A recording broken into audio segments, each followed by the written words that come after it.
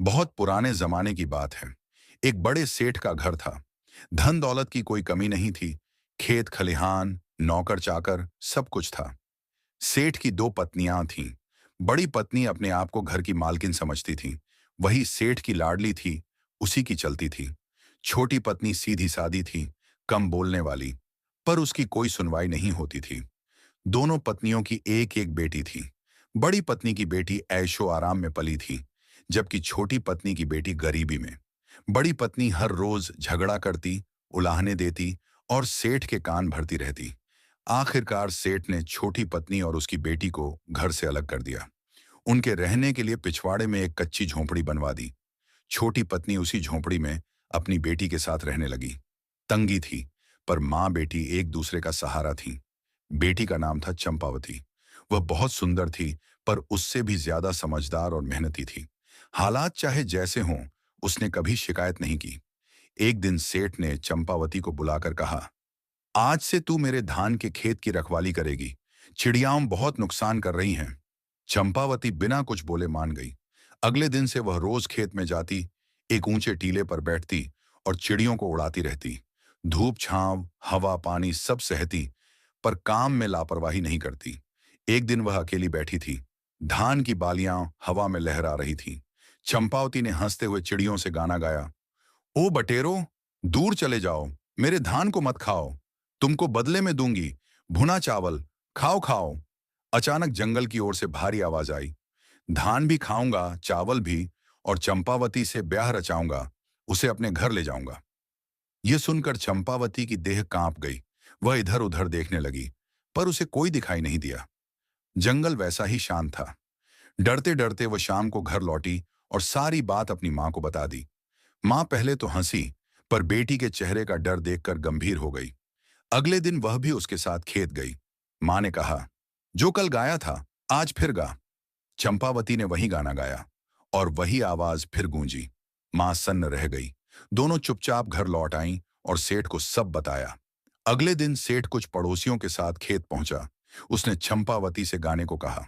जैसे ही आवाज आई, सेठ बोला, अगर सच में तू मेरी बेटी से शादी करना चाहता है तो सामने आ। तभी जंगल से एक विशाल अजगर निकल आया। उसका शरीर मोटा, चमकदार और डरावना था। लोग घबरा गए और पीछे हटने लगे, पर सेठ ने उन्हें रोका। बड़ी पत्नी यह सब देख अंदर ही अंदर खुश हो रही थी। उसे लगा, आज तो इस झोंपड़ी वाली से हमेशा के लिए छुटकारा मिल जाएगा। सेठ ने अजगर को घर बुलाया और समाज के रीति रिवाज से चंपावती की शादी अजगर से कर दी। छोटी पत्नी रोती गिड़गिड़ाती रही, पर किसी ने नहीं सुना। शादी की रात आई। अजगर और चंपावती को एक कमरे में रखा गया। चंपावती डर से कांप रही थी। उसने आंखें बंद करके भगवान को याद किया। सुबह जब उसकी मां घबराते हुए कमरे में पहुंची, तो वह हैरान रह गई। चंपावती सोने के गहनों से सजी हुई थी, पर अजगर कहीं दिखाई नहीं दिया। सुबह जब यह बात पूरे घर में फैल गई कि चंपावती सोने के गहनों से लदी है और अजगर गायब है, तो सेठ भी देखने आया। वह आंखें फाड़ कर रह गया। बड़ी पत्नी भी साथ थी। जैसे ही उसने चंपावती को देखा, उसका कलेजा जल उठा। ईर्ष्या और लालच उसके मन में आग की तरह फैल गया। उसने सोचा, अगर इस झोंपड़ी वाली की बेटी को इतना मिल गया, तो मेरी बेटी क्यों पीछे रहे। उसी दिन उसने सेठ के कान भरने शुरू कर दिए। आप तो कहते थे कि दोनों बेटियां बराबर हैं। अगर छोटी की बेटी को अजगर मिला, तो मेरी बेटी को भी मिलना चाहिए। सेठ उसकी जिद के आगे झुक गया। वह कई आदमियों को साथ लेकर घने जंगल में गया। बहुत खोजने के बाद उन्हें एक और अजगर मिला। वह असली वाला नहीं था, बस एक खूंखार जानवर था। वे उसे पकड़कर घर ले आए। बड़ी पत्नी खुशी से फूली नहीं समा रही थी। उसने अपनी बेटी की भी उसी अजगर से शादी कर दी। रात को उसने अपनी बेटी को सजाया और अजगर के साथ कमरे में भेज दिया। खुद वह पूरी रात दरवाजे के बाहर बैठी रही। रात के सन्नाटे में कमरे से आवाज आई, माँ, मेरे पैरों में गुदगुदी हो रही है। माँ ने हंसकर कहा, मेरी लाडो, तेरा पति तुझे पाजेब पहना रहा है। थोड़ी देर बाद फिर आवाज आई, माँ, मेरी कमर में गुदगुदी हो रही है। माँ बोली, अरे पगली, तुझे कमरबंद पहना रहा होगा। धीरे धीरे आवाज कमजोर होती गई। माँ, मेरी छाती में गुदगुदी। माँ ने कहा, अरे, शॉल ओढ़ा रहा है। जब आवाज पूरी तरह बंद हो गई, तो माँ ने सोचा कि बेटी गहने पाकर सो गई है। वह भी चैन से सो गई। सुबह जब वह कमरे में गई तो वहां उसकी बेटी कहीं नहीं थी। अजगर आराम से लेटा था और उसका पेट फूला हुआ था। तब उसे सच्चाई समझ आई। वह जमीन पर गिरकर रोने लगी। सेठ दौड़कर आया। जब उसे पता चला कि उसकी बेटी मर चुकी है तो वह सिर पकड़कर बैठ गया। पूरा गांव जमा हो गया। सबने उनके लालच पर थूका और मजाक उड़ाया। कुछ समय बाद सेठ और बड़ी पत्नी के मन में नफरत और बढ़ गई। वे सोचने लगे कि जब तक छोटी पत्नी और चंपावती जिंदा हैं, तब तक चैन नहीं मिलेगा। एक दिन वे दोनों हथियार लेकर छोटी पत्नी और चंपावती को जंगल में ले गए। उन्हें जबरदस्ती घसीट कर ले जाया गया। बेहोश कर वे उन्हें मारने ही वाले थे कि अचानक वही असली अजगर वहां आ पहुंचा। उसने सेठ और बड़ी पत्नी को निगल लिया और मां बेटी को उठाकर जंगल में ले गया। अगले दिन जब दोनों की आंख खुली तो वे डर से कांप रही थीं। तभी अजगर बोला, डरो मत, मैं ही तुम्हें बचाने लाया हूं। कुछ समय बाद छोटी पत्नी बीमार पड़ी और उसकी मृत्यु हो गई। चंपावती फिर अकेली रह गई। एक दिन वहां एक बूढ़ी औरत आई। उसने चंपावती को बताया कि उसका पति असल में देवता है, जो रात को अजगर का चोला उतारकर स्वर्ग जाता है। उसने उपाय भी बताया। चंपावती ने वैसा ही किया। उसने अजगर का चोला जला दिया। तब से उसका पति देव रूप में रहने लगा। दोनों सुख से रहने लगे।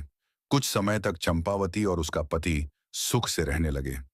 घर में शांति थी, प्रेम था।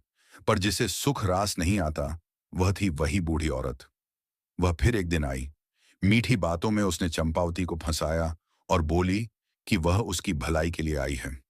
उसने कहा, अगर तू अपने पति को हमेशा के लिए अपने वश में करना चाहती है तो एक दिन उसके साथ एक ही थाली में खाना खाना। फिर उससे कहना कि उसके मुंह के अंदर तूने कई गांव देखे हैं। उसे पूरा मुंह खोलने को कहना ताकि तू पूरी दुनिया देख सके। चंपावती उसके छल को पहचान न सकी। उसने बूढ़ी को सोना चांदी दिया और उसकी बात मान ली। अगले दिन जब वह अपने पति के साथ खाने बैठी तो पति को उसके व्यवहार पर शक हुआ। फिर भी उसने कुछ नहीं कहा। खाना खाने के बाद जब चंपावती ने पूरी दुनिया दिखाने की जिद की तो पति उदास हो गया। उसने कहा, अगर तूने यह देख लिया तो फिर मुझसे बिछुड़ जाएगी। पर चंपावती अपनी बात पर अड़ी रही। तब उसका पति उसे नदी किनारे ले गया। उसने अपना मुंह खोलकर दुनिया दिखाई और एक सोने की अंगूठी देते हुए बोला, जिस बूढ़ी औरत की बातों में तू आई है वह मेरी मां की दासी है। मेरी मां नरभक्षी है। वह तुझे मुझसे अलग कर देना चाहती है। यह अंगूठी तेरी रक्षा करेगी। अगर यह खो गई तो तू मुसीबत में पड़ जाएगी। 6 साल बाद इसी अंगूठी के बल पर तू मुझसे फिर मिलेगी। यह कहकर वह नदी में चला गया। चंपावती को अपनी भूल समझ आ गई। वह बहुत रोई, जंगल जंगल भटकती रही, पर अंगूठी को कभी खुद से अलग नहीं किया। उसकी सास ने कई बार छल किया, पर अंगूठी ने हर बार उसकी रक्षा की। 6 साल पूरे हुए। एक दिन चंपावती की मुलाकात अपने पति से हुई। दोनों फिर साथ रहने लगे। ये देख उसकी सास क्रोध से भर गई। उसी समय चंपावती की अंगूठी गायब हो गई। सास ने एक पत्र लिखकर चंपावती को एक राक्षस के पास भेजा। पत्र में उसे मारने का आदेश था। चंपावती अनजान थी। वह पत्र लेकर चल दी। पति को शक हुआ। वह पीछे पीछे गया और रास्ते में पत्र पढ़ लिया।